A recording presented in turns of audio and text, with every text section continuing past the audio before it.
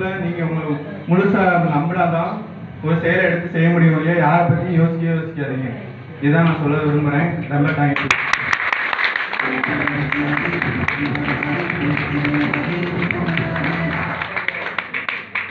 இந்த மைக்க பிடிச்ச இந்த நிமிஷம் வந்துட்டு உனக்குடைய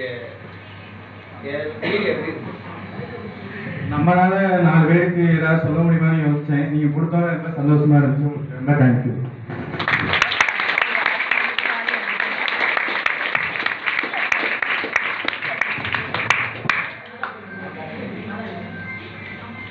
சாரே கண் கலங்கிட்டாரு. எத்தனை பேருக்கு கண்ணு கலந்துச்சு? கை தூக்க முடியலடா. நீ தூக்குடாப்பா. எங்க எனக்கு பதிலாக நீ தூக்குடா கை. இன்னொரு கை இல்லை அவனா தூக்கல. அவன் சொத்து பாலையில சரி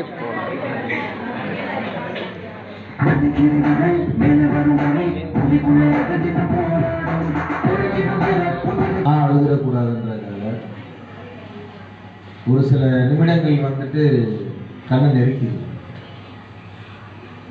இது வந்துட்டு உங்களுக்குள்ளதான் அந்த ஒரு ஃபீல் தாக்கத்தை கொண்டு வரணும் அப்படிங்கிறது தான். அவ்வளவு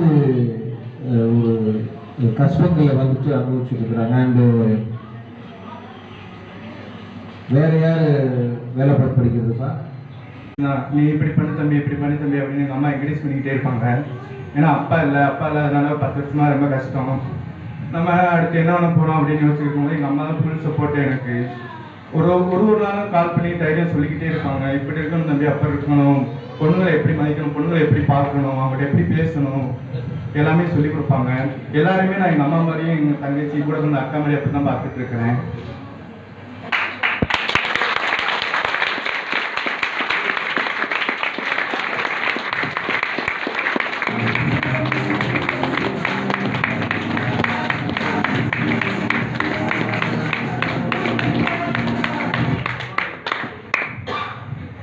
எல்லாத்துக்கும் தேங்க்யூ. இந்த மாதிரி நீங்களும் ஏதாச்சும் பாருங்க, பண்ணுங்க.